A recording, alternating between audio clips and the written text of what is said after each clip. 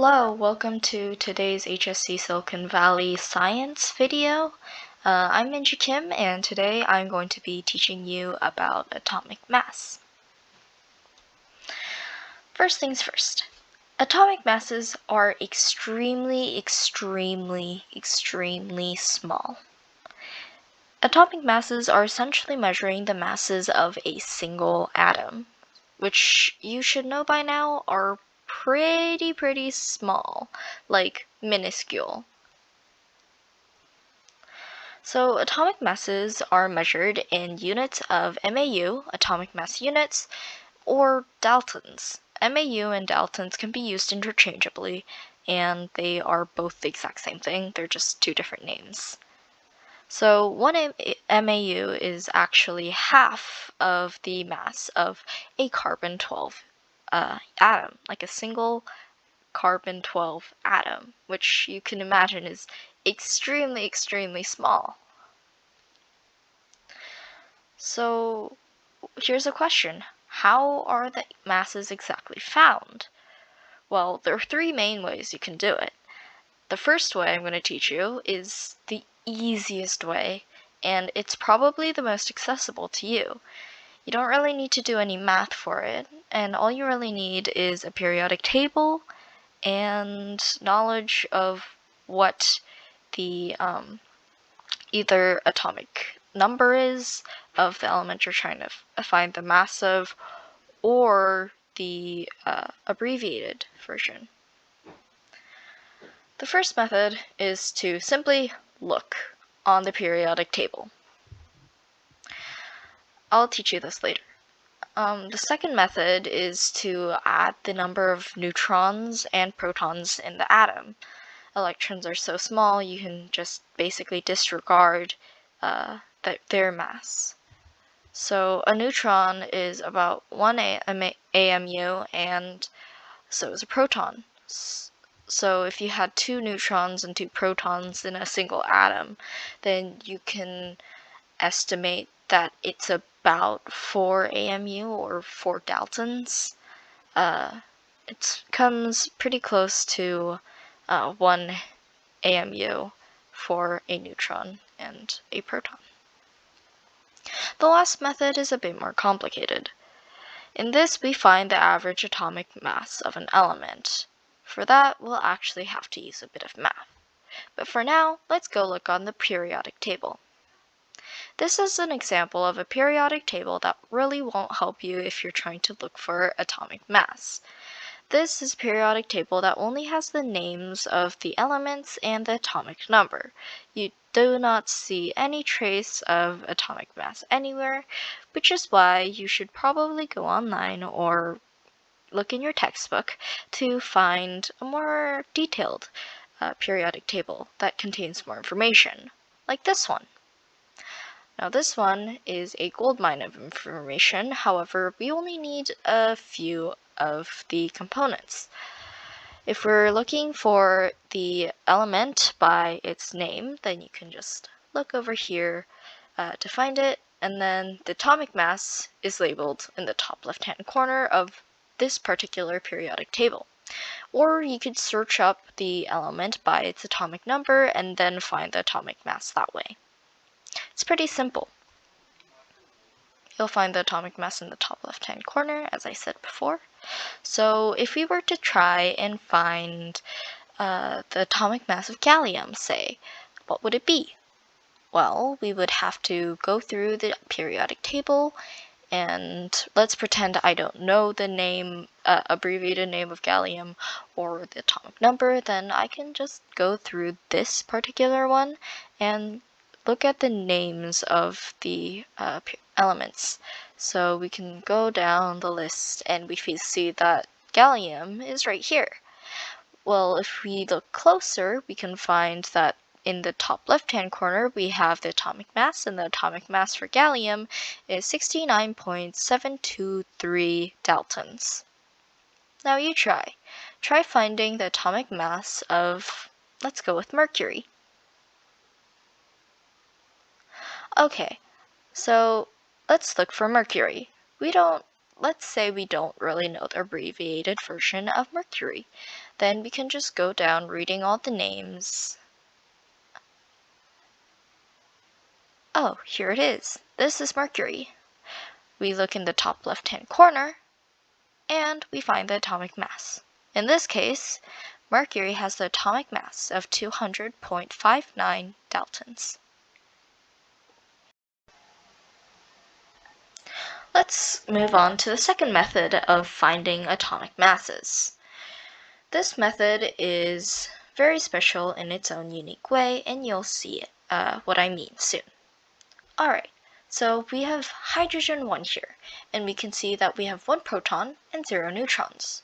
So we add the number of protons and the number of neutrons together.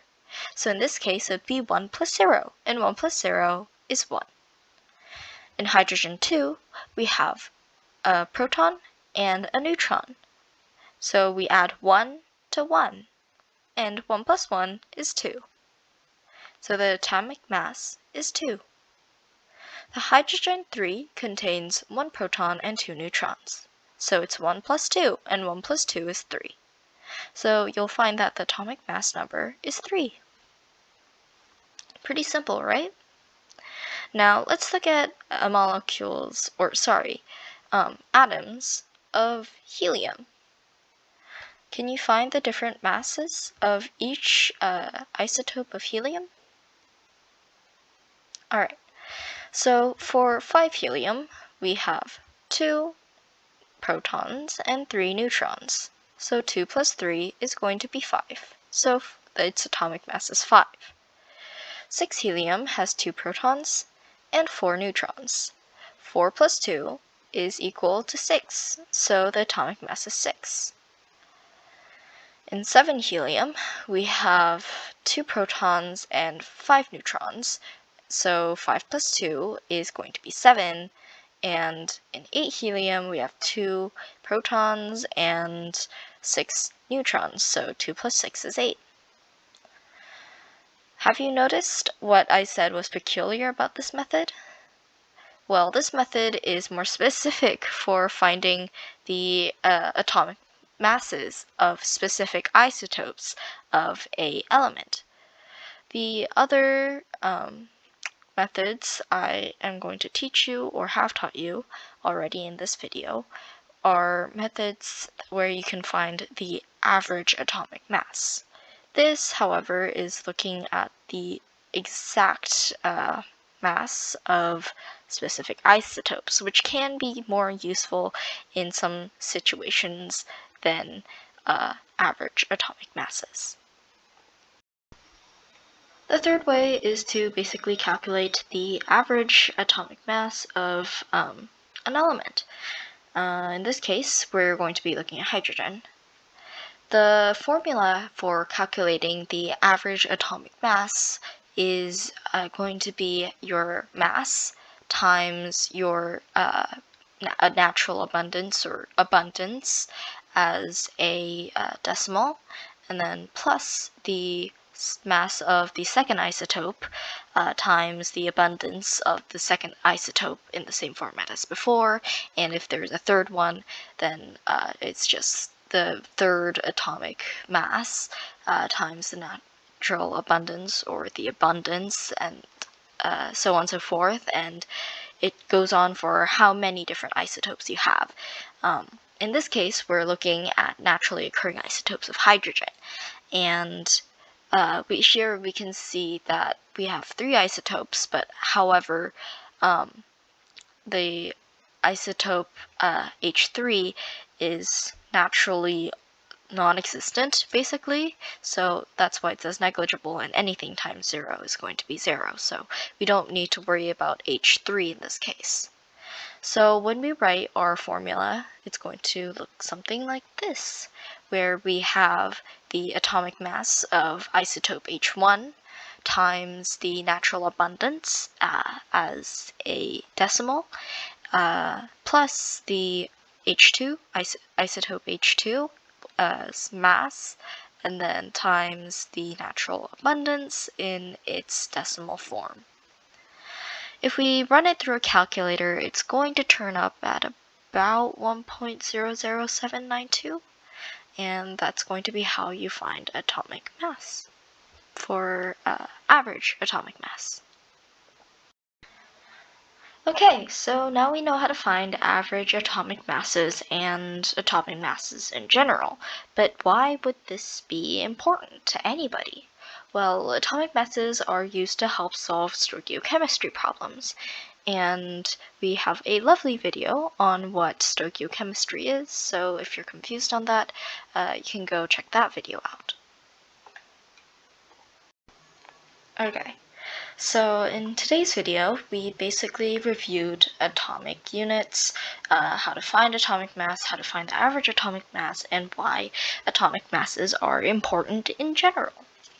So we reviewed that atomic units are extremely small, and the atomic units used are Daltons and MAU, and they're both interchangeable. 1 MAU, or 1 Dalton, is half of 1 carbon-12 atom. How to find atomic mass? You can look on the periodic table, or you can go and count the number of protons and neutrons and add them together to find a pretty close approximation of the mass. We learned that we can find the average atomic mass using this wonderful formula, where it's the average atomic mass is equal to the mass times the decimal version of the abundance percentage, and then plus the second mass times the second abundance in decimal form. And it is important because it is used in stoichiochemistry. Thank you for watching, and I hope you have a nice day.